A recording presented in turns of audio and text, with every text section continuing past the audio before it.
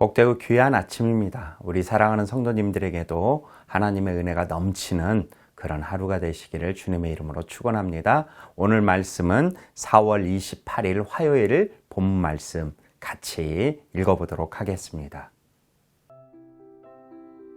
너희 하나님 여호와를 사랑하고 그분의 요구사항, 그분의 규례, 그분의 법도, 그분의 명령을 항상 지키라. 너희 하나님 여호와의 훈련을 보고 경험한 사람들은 너희 자손이 아니라 너희였음을 기억하라.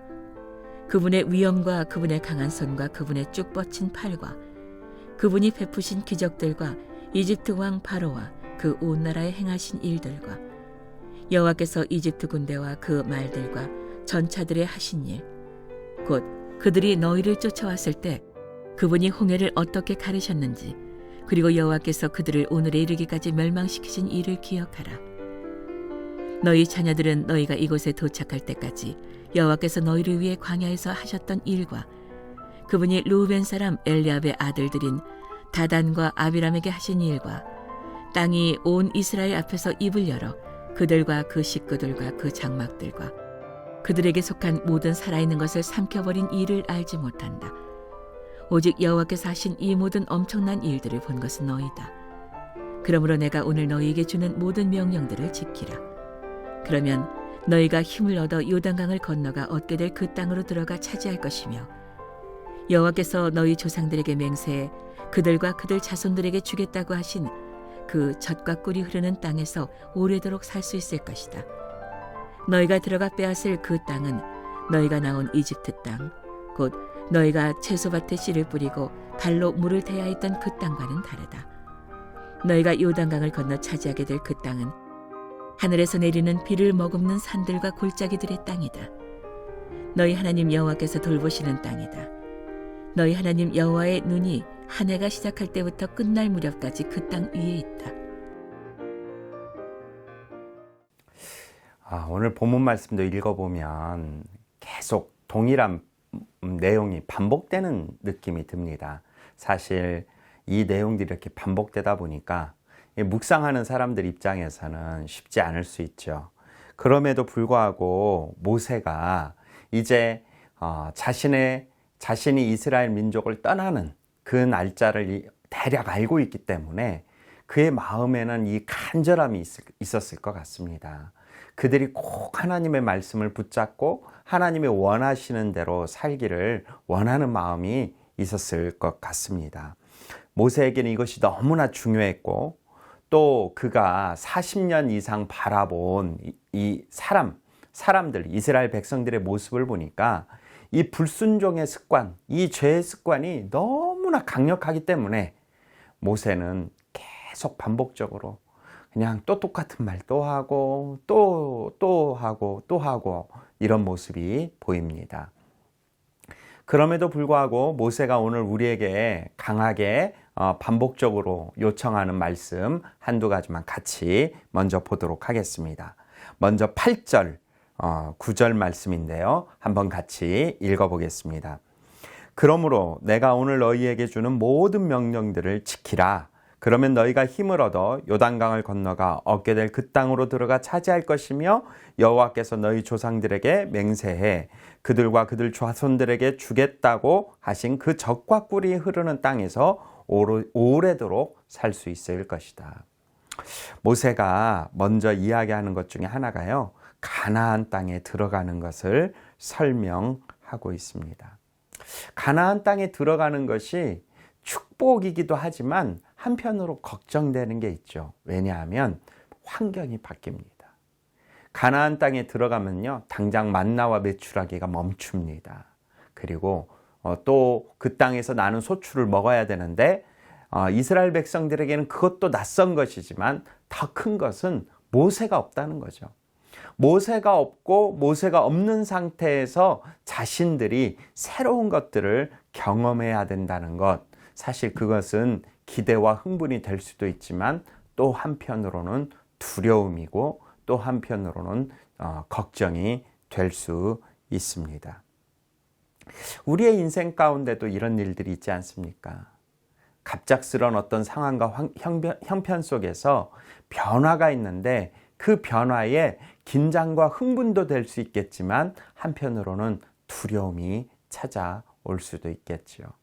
그 두려움 가운데에서 모세가 하는 이야기는 하나님을 기억하라는 겁니다. 계속적으로 오늘 본문에 나오는 반복된 이야기가 하나님을 기억하라는 거죠. 또 두 번째 어떤 변화가 있느냐? 10절부터 12절 말씀을 보면요. 너희가 들어가 빼앗을 그 땅은 너희가 나온 이집트 땅, 곧 너희가 채소밭에 씨를 뿌리고 발로 물을 대야 했던 그 땅과는 다르다. 너희가 요단강을 건너 차지하게 될 그 땅은 하늘에서 내리는 비를 머금은 산들과 골짜기들의 땅이다. 너희 하나님 여호와께서 돌보시는 땅이다. 너희 하나님 여호와의 눈이 한 해의 시작부터 끝날까지 그 땅 위에 있다. 사실 10절부터 12절 말씀을 그냥 읽으면 그냥 가나안 땅에 들어가나 보다라고 생각할 수 있는데요. 여기에 또 중요한 비밀이 하나 있다고 생각을 합니다. 그것은 뭐냐면 하나님을 만나는 방법, 하나님과 대화하는 방법이 바뀌게 된다는 겁니다. 그전에는요. 모세를 통해서 하나님과의 직접적인 대면이 있었고 하나님과의 그러한 관계 형성이 있었습니다. 그런데 가나안 땅에 들어가서는 이제는 땅으로 대화를 한다는 겁니다. 그 땅에는요, 이집트처럼 이집트의 나일강처럼 풍성한 물줄기가 없습니다. 그리고 그 땅에서는 산과 골짜기에 비가 내렸을 때 머금은 것들을 통해서 그 땅의 농사가 좌우됩니다. 가나안 땅에 들어갔는데 농사가 되지 않았을 경우, 가나안 땅에 들었는데 가뭄이 있는 경우, 이때 하나님을 기억하고 하나님과의 관계를 돌아보라고 이야기합니다. 이런 변화가 있다는 겁니다. 가나안 땅에 들어가면 이런 현상들이 나온다는 거죠. 그때 이스라엘 백성은 어떻게 해야 되느냐? 사실 먼저 오늘 본문은 선언을 하고 설명을 했지만 저는 다시 본문의 1절 말씀으로 갔으면 좋겠습니다. 1절 말씀, 너희 하나님 여호와를 사랑하고 그분의 요구사항, 그분의 규례, 그분의 법도, 그분의 명령을 항상 지키라. 상황이 변하고 환경이 변하고 하나님과의 직접적인 대화의 모습이 변했을 때 그때에도 하나님을 만나는 방법은 똑같다라는 겁니다. 하나님을 경험하는 방법은 똑같다는 겁니다. 어떻게 해야 되느냐? 첫 번째 뭐냐? 너희가 하나님 여호와를 사랑하고 있는지 돌아보라는 겁니다. 사실 이 사랑은 사랑하고 있는가라는 질문은요, 추상적인 거죠. 하지만 추상적이지만 이 추상적인 것이 감정적으로 예스가 나와야 된다는 거죠. 그렇습니다, 하나님. 나는 당신을 사랑합니다라는 고백이 있어야 된다는 거예요. 그리고 난 다음에 모세는 구체적인 방법을 이야기합니다. 바로 그분의 요구사항, 규례와 법도와 명령을 지키고 있느냐는 겁니다. 내 인생 가운데 하나님이 원하시는 것을 알고 있습니까? 하나님께서 원하시는 것을 깨닫고 있습니까? 하나님께서 원하시는 것을 내가 지키기로 굳게 다짐한 게 있습니까? 그렇다면 그것을 하고 있는지를 돌아보라는 겁니다. 성경 말씀의 많은 부분은 하나님이 기뻐하는 것과 하나님이 기뻐하지 않는 것을 구분하여 설명하고 있습니다. 내가 말씀을 묵상하고 내가 그 말씀을 취했을 때 정말 하나님께서 기뻐하시는 것으로 내 삶을 드리고 있는지 고백하고 있냐는 것입니다. 그러면서 2절 말씀과 7절 말씀을 보면 2절 말씀, 너희 하나님 여호와의 훈련을 보고 경험한 사람들은 너희 자손이 아니라 너희였음을 기억하라.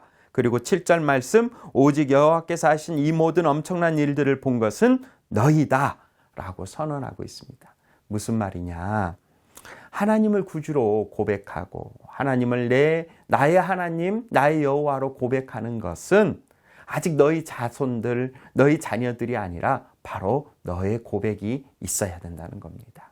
사랑하는 귀한 성도 여러분, 사랑하는 우리 뉴저지 온누리교회 모든 성도 여러분, 내 삶에서 나의 하나님, 나의 믿음의 하나님, 나의 고백의 하나님이 나의 아버지나 부모님의 하나님이 아니라, 나의 배우자의 하나님이 아니라, 나의 자녀들의 하나님이 아니라 나의 하나님이냐는 고백이 있냐는 것입니다. 그 하나님을 1절 말씀처럼 사랑한다라는 고백이 있느냐는 겁니다. 그 사랑 가운데 구체적인 규례와 법도와 그 율례를 지키는 나의 모습이 있느냐는 것입니다. 어떤 상황과 환경 가운데 두려움에 계십니까? 이런 코로나19처럼 내가 예상치 못한 것들, 내가 예상치 못했던 그런 상황과 환경 속에서 내 마음에 그런 두려움이 찾아왔다면, 그렇다면 우리는 다시 1절의 말씀으로 돌아가서 하나님이 원하시는 그런 규례와 법도를 생각하는 구체적인 것과 또한 내 입술에서 주님을 사랑한다라고 고백할 수 있는 그러한 은혜의 고백이 있을 때, 그때 우리는 하나님의 능력을 경험하게 될 줄 믿습니다. 오늘 하루 내가 어떤 고백으로 나의 환경과 상황을 이기며 나아가는지 다시 한번 돌아보고 새롭게 하고 세워나갈 수 있는 믿음의 귀한 성도들이 되시기를 주님의 이름으로 축원합니다. 기도하시겠습니다.